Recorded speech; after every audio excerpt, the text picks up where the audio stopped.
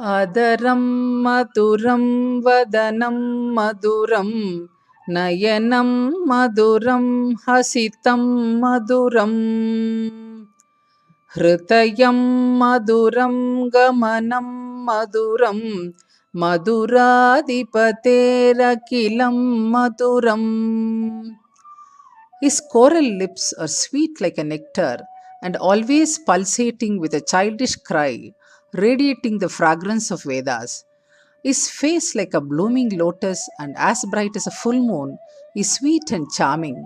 His eyes that looks like a lotus on the river Karuna are sweet and merciful. His smile is sweet and mesmerizing. His loving heart is sweet and full of hugs and warmth.